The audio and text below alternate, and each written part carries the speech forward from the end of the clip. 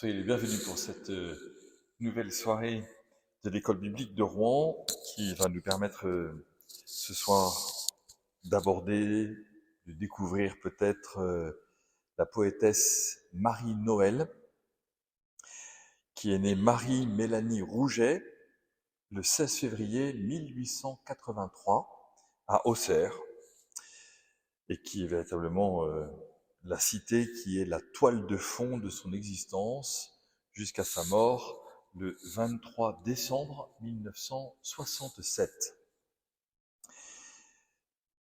En premier lieu, et ça me semble tout à fait primordial, de remercier infiniment l'abbé Arnaud Montou, qui est prêtre du diocèse de Sens-Auxerre, qui est le postulateur de la cause de béatification de Marie-Noël.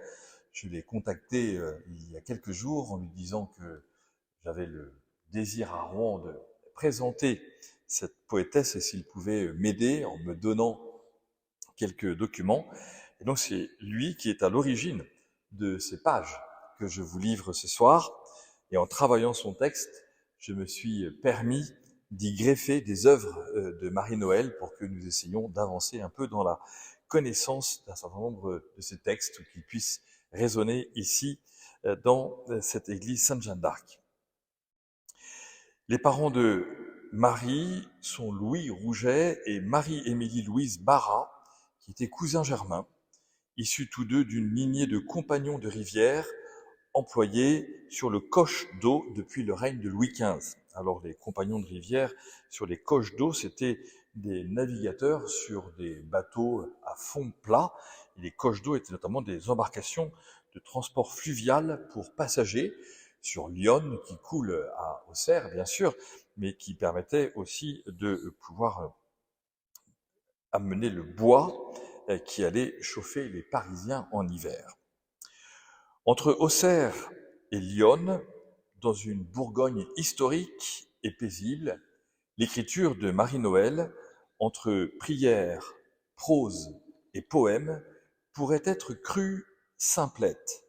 Ce serait mal lire l'ouverture qui est proposée à nos cœurs. Voici, par exemple, le poème « Mon Dieu, je laisse en m'endormant couler mon cœur en vous ». Mon Dieu, source sans fond de la douceur humaine, je laisse en m'endormant couler mon cœur en vous, comme un vase tombé dans l'eau de la fontaine et que vous remplissez de vous-même sans nous. En vous, demain matin, je reviendrai le prendre, plein de l'amour qu'il faut pour la journée. Ô Dieu, il n'en tient guère, hélas, vous avez beau répandre vos flots en lui, jamais il n'en garde qu'un peu. Mais renouvelez-moi sans fin ce peu d'eau vive, donnez-le-moi dès l'aube au pied du jour ardu, et redonnez-le-moi lorsque le soir arrive, avant le soir, Seigneur, car je l'aurai perdu. Son milieu familial est caractérisé par une atmosphère cultivée et lettrée, qui ne sera sans doute pas pour rien dans son éveil poétique. Son père est professeur agrégé de philosophie au collège Paul Bert à Auxerre. Il est incroyant, même s'il arpentera les évangiles et les écrits de saint Thomas d'Aquin d'un cœur résolument intelligent jusqu'à la fin de sa vie. Fils de commerçant auxerrois, Louis Rouget avait rêvé de devenir sculpteur. Il n'abandonnera jamais cet amour des arts, enseignant aussi l'histoire de l'art au collège de jeunes filles et imaginant des meubles ornés de motifs floraux empruntés à la campagne auxerroise. Dans son enfance, Marie se révèle être une enfant d'une sensibilité extrême, sans doute renforcée par un isolement dû à une santé fragile qui l'empêche un temps d'être scolarisée. Cette sensibilité se traduit dans de grands questionnements liés à la foi, au sens des moindres aspects de l'existence quotidienne. Voilà ce qu'elle dit. Si j'étais plante, je ne voudrais pas être de ces plantes utiles qui ont trop à faire à l'homme, ni avoine, ni blé, ni orge, parquet, sans pouvoir en sortir dans un champ en règle. Et on ne laisse même pas au blé leurs bleuets pour se distraire, ni surtout ces légumes soumis et rangés, ces carottes alignées, ces haricots qu'on dirige d'une baguette, ces salades qu'on force à pâlir en leur serrant le cœur quand il fait si beau alentour et qu'elles voudraient être grandes ouvertes. J'accepterais encore d'être herbe à tisane, serpolet ou mauve ou sauge, pourvu que ce fût dans un de ces hauts battus des vents où ne vont les cueillir que les bergers. Mais j'aimerais mieux être bruyère, gentiane bleue, ajon, chardon au besoin, sur une lande abandonnée, ou même un champignon pas vénéneux, mais pas trop non plus comestible, qui naît dans la mousse un matin, au creux le plus noir du bois, qui devient rose sans qu'on le voie et meurt tout seul le lendemain sans que personne s'en mêle. Dans les notes intimes. Cet enfant, émerveillé par le grand don de la vie, ne serait-ce que dans l'espace clos du petit jardin d'Auxerre, semble être visiblement habité par un souffle plus puissant qu'elle n'a la force de contenir. Le jardin silencieux de son âme est balayé par des vents de tempête qui lui font parfois perdre pied. Ses poèmes sont justement balayés par ces vents de tempête qui se transforment en prières, comme celle intitulée « Prière d'août 1914 ». Vierge Marie, habitante de France, en tant de lieux, tant de nobles maisons, entends-tu pas le tocsin, quelle transe sonnait la guerre à tous nos horizons? Entends-tu pas comme nous à l'armée, dans nos foyers, nos usines, nos champs, la cloche en pleurs ramasser notre armée, nos fils s'en vont, entends-tu pas leur chant? Notre pays, ô toi qu'on voit, Marie, avoir pignon sur rue en tous nos bourgs, nos fils s'en vont défendre la patrie. Vierge Marie, entends-tu les tambours? Vierge Marie, au seuil de ta demeure, sors aussi, toi, nos champs sont envahis. Faut faire aussi ton devoir tout à l'heure, comme les autres femmes du pays. Quelques jours avant de faire sa première communion, à la fin du mois d'avril 1894, Marie manifeste une grande et rare inquiétude spirituelle devant l'événement qui approche. Elle ne s'enferme pour autant pas dans ce tourment et s'en laisse extraire par l'assurance de la bonté aimante de Dieu et par une confession très intense. Bien vite, elle manifeste le désir de mourir pour rejoindre celui dont elle a découvert l'amour sans borne. Vous voilà, mon Dieu, vous me cherchiez, que me voulez-vous? Je n'ai rien à vous donner. Depuis notre dernière rencontre, je n'ai rien mis de côté pour vous, rien, pas une bonne action, j'étais trop lasse, rien, pas une bonne parole, j'étais trop triste, rien que le dégoût de vivre, l'ennui, la stérilité. Donne! La hâte chaque jour de voir la journée finie sans servir à rien, le désir de repos loin du devoir et des œuvres, le détachement du bien à faire, le dégoût de vous, ô mon Dieu. Donne! La torpeur de l'âme, le report de ma mollesse et la mollesse plus forte que le remords. Donne! Le besoin d'être heureuse, la tendresse qui brise, la douleur d'être en moi sans recours. Donne! Des troubles, des épouvantes, des doutes. Donne! Seigneur, voilà que comme un chiffonnier, vous allez ramassant des déchets, des immondices. Quand voulez-vous faire, Seigneur, le royaume des cieux? Quelle prière! L'enfance de Marie est marquée par les liturgies de la cathédrale et par des chansons populaires dont les origines, pour certaines, se perdent dans la nuit des temps. Celle-ci, en rencontrant ces questions et son regard sur le monde, suscite un éveil poétique qui permet à Marie d'exprimer le chant de ses profondeurs. Alors qu'elle a 15 ans, Marie s'interroge sur une vocation religieuse. Cet appel au don total d'elle-même ne cessera de parcourir son existence et elle s'interrogera tout au long de sa vie sur le sens vocationnel de son art. Voilà ce qu'elle dit. Au temps où je voyais noir, je musais, après chaque journée, à fouiller et récurer ma conscience pleine de péchés. Maintenant, je fais autrement mes comptes du soir. Je ne cherche plus mes tâches, mais mes dettes.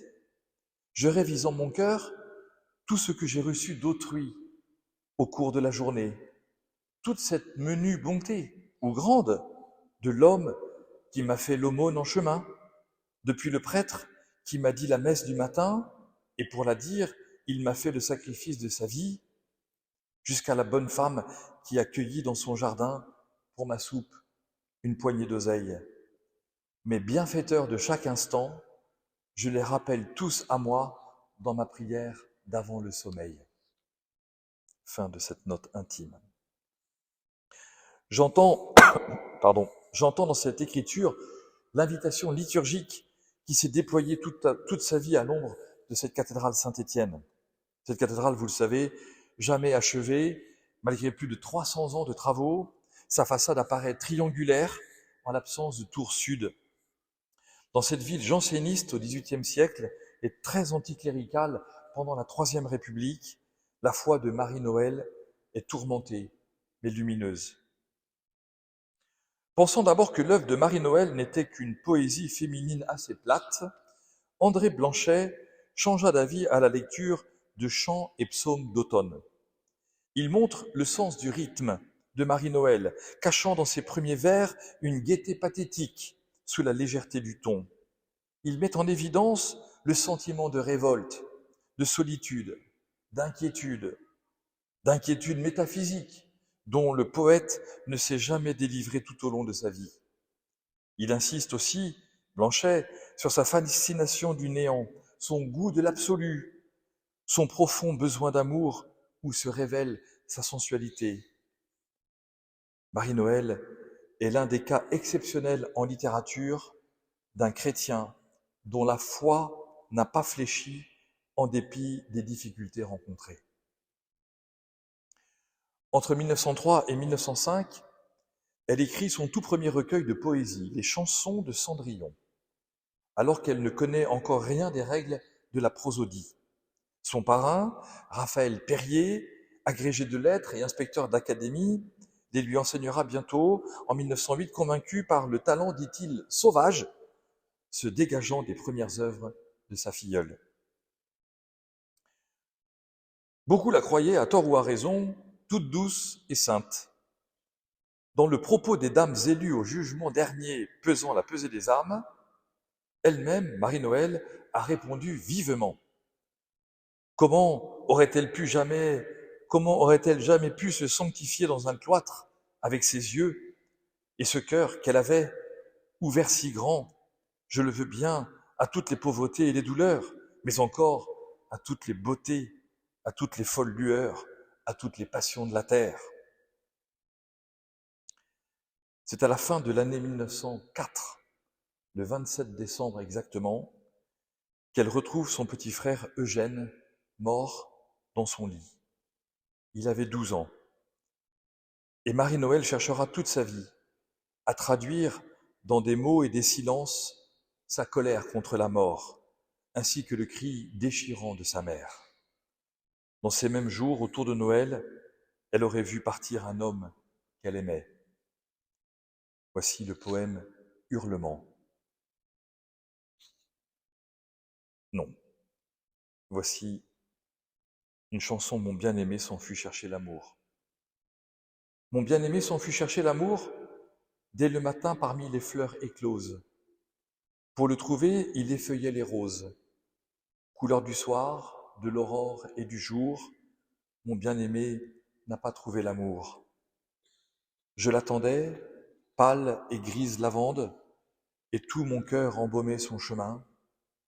Il a passé, j'ai parfumé sa main, mais il n'a pas vu mes yeux pleins d'offrandes.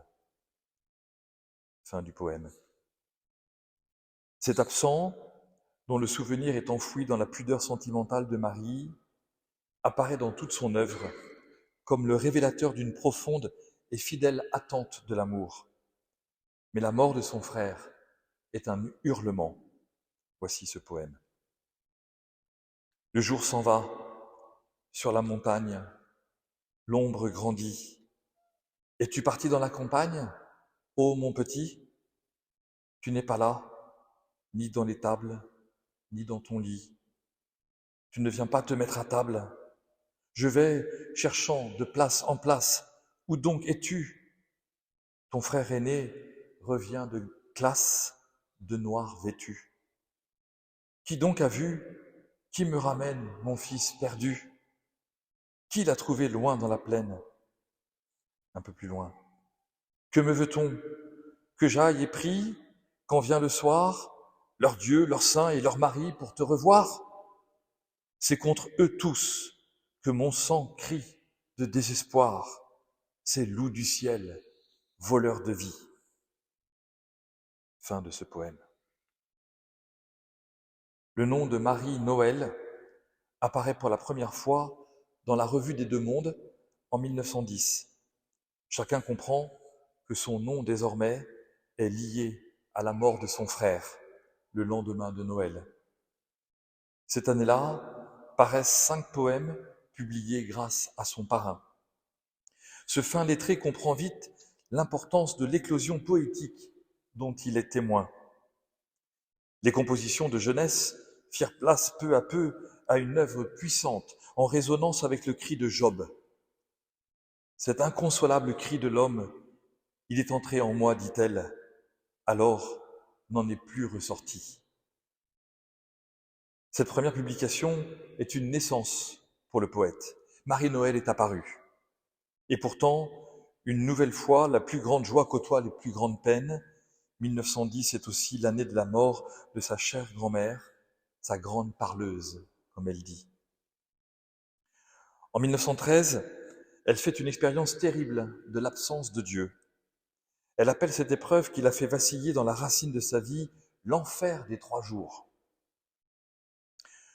En 1920, elle publie à son compte chez Sanso son premier recueil, Les chansons et les heures, qu'il a fait connaître rapidement dans les cercles littéraires. Édouard de Max, Francis Carco, Max Jacob, Picasso et bien d'autres commencent à faire circuler les poèmes de la fauvette d'Auxerre. Une fauvette, vous le savez, c'est un petit oiseau, petit comme un moineau, très présent en France. Il est cependant discret. On aime son chant mélodieux. En voici un. Le poème « Mon Dieu qui donne l'eau tous les jours à la source ». J'ai vu quelqu'un passer, un fantôme, homme ou femme. Mon cœur appelait sur la fin du jour. Les rossignols des bois sont entrés dans mon âme et j'ai su chanter des chansons d'amour. J'ai vu quelqu'un passer, s'approcher, disparaître, et les chiens plaintifs qui rôdent le noir ont hurlé dans mon cœur à la mort de leur maître. J'ai su depuis chanter le désespoir. Donne-moi du bonheur, s'il faut que je le chante, de quoi juste entrevoir ce que chacun en sait, juste de quoi rendre ma voix assez touchante, rien qu'un peu, presque rien, pour savoir ce que c'est. Ce n'est pourtant pas l'une de ces gloires du Paris artistique et littéraire qui contribuèrent le plus à la faire connaître, mais un médecin, un psychothérapeute, dans les mains duquel Marie dut se remettre tant elle allait de mal en pis, le docteur Page. Celui-ci, ayant du mal à comprendre les tourments qui assaillaient le cœur de Marie, apprend par une de ses amies, Jeanne d'Arlus, que sa patiente écrivait des poèmes. Après avoir insisté avec autorité pour les lire, il finit par obtenir le recueil et le lendemain avoue son admiration à Marie. Les vers qu'il a eus sous les yeux cette nuit-là révèlent une âme qui se sait petite et se sait transpercée par les plus immenses questions de l'être. Voici la prière du poète. Vous qui passez par là, si vous voulez que j'ose vous rapporter du ciel la plus belle chanson, douce comme un duvet, rose comme la rose, gaie au soleil comme un jour de moisson. Si vous voulez que je la trouve toute faite, vite, aimez-moi, vous tous, aimez-moi bien, avant que mon cœur, las d'attendre un peu de fête, ne soit un vieux cœur, un cœur bon à rien. Aimez-moi, hâtez-vous, j'entends le temps qui passe, le temps passera, le temps est passé, bientôt fais-tu qui sèche et que nul ne ramasse. Mon cœur roulera par le vent poussé, sans voix, sans cœur, avec les feuilles dans l'espace. Dans son malheur, Marie se fixe une règle de conduite. Voilà ce qu'elle dit. Être loyale avec mes nerfs, ne jamais en tirer parti pour attirer l'attention, exciter la pitié, obtenir la douceur d'être consolé. Ne jamais nuire volontairement à moi-même, surtout ne jamais nuire aux autres, ni par la violence, ni par la faiblesse. Éviter de les blesser ou de les abattre par mon abattement. Fin de citation.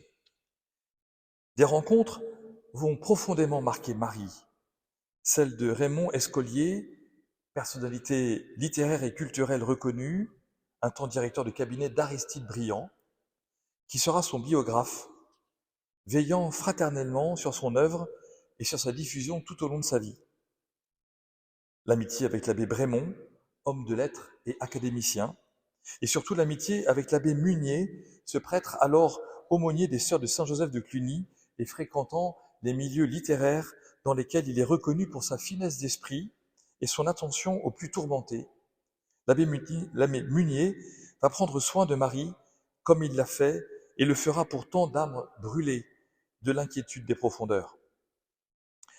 Dans leurs échanges épistolaires, comme dans leurs rencontres, Munier n'aura de cesse de libérer le cœur de Marie des liens de la culpabilité pour lui permettre de lancer son chant dans le monde et vers le ciel. Il lui écrira un jour « Votre génie, mademoiselle, est or, encens et myrrhe. Vous resterez dans l'histoire des lettres françaises, le seul et unique poète chrétien de notre temps et de beaucoup d'autres. Personne n'avait eu cette fibre évangélique et liturgique, personne, et en vous lisant, on a le don des larmes qu'avait Saint Louis et tout le Moyen-Âge. » Fin de la lettre de l'abbé Munier. À la fin des années 30, Marie-Noël confie à l'abbé Munier un grand poème intitulé « Jugement », et qui est en fait une confession de son aventure d'âme, un tournant dans son chemin de libération spirituelle. Munier lui demande de le faire connaître pour que ceux qui traversent les mêmes gouffres spirituels y trouvent une lumière d'espérance. Voici une partie de ce poème. Seigneur, ouvrez-moi vos mains noires, vos mains plus profondes que la nuit, pour que je jette dedans ma mauvaise âme et vous livre en cachette le péché le plus sauvage de mon sein. N'écoutez pas le bien qu'ils disent de moi, eux qui ne savent rien et parlent, les hommes, mais pressez ma misère en vos doigts justes comme un fruit dont la pulpe éclate avec effroi. Je viens pour me juger avec vous, je viens arracher ma racine, creuser ma plaie, fouiller jusqu'à l'endroit aveugle où je suis vrai. Ô tout voyant, vos yeux éclaireront les miens. À partir de ce moment, Marie, tout en assumant le quotidien qui la lie à sa famille si présente et exigeante, Marie va accepter de mettre son art au service des plus grandes pauvretés humaines en laissant le cri de l'homme souffler en elle par son œuvre. Elle dira souvent qu'elle a conscience de devoir exprimer ce qu'elle voit et partage de la souffrance des sans-voix, ces pauvres de son entourage, qui, dans leur propre solitude de vieillards ou d'orphelins, d'ouvriers, etc., lui apprennent, jour après jour, ce qu'est la grandeur de l'âpre réalité d'être homme. Voici sa prière pour obtenir la sagesse dans les affaires humaines. Dieu Saint-Esprit, voyez comme je suis perdu, voyez comme je suis, ici-bas, sans lumière, à peine si ma vue de pauvre me conduit. Voyez comme un brouillard embarrasse à la ronde le peu que j'ai par là de royaume en ce monde. Je m'égare parmi les chemins de la terre qui font trop de détours, comme si je n'étais pas du pays et j'erre à la grâce du jour, les pieds effarouchés. Voyez comme je tremble de heurter le passant quand nous marchons ensemble. Voyez, si j'étais l'herbe ou si j'étais la mousse, j'aurais peur de pousser, de dérober sa terre à la ronce qui pousse et de la courroucer. C'est si simple, voyez, quand on n'a pas grand place à sauver, de céder aux autres tout l'espace. Après la mort de son père, le 17 mars 1923, elle trouve refuge régulièrement avec sa mère, non loin d'Auxerre, dans le village de Diges, qui sera le nid de bien des œuvres qu'elle ne cesse de produire au rythme d'une vie se partageant entre le temps donné aux siens, le service sans compter de ses frères et sœurs de solitude et d'abandon, le travail de la poésie, et Dieu qu'elle désigne comme son seul espace. Je n'ai eu que Dieu pour espace.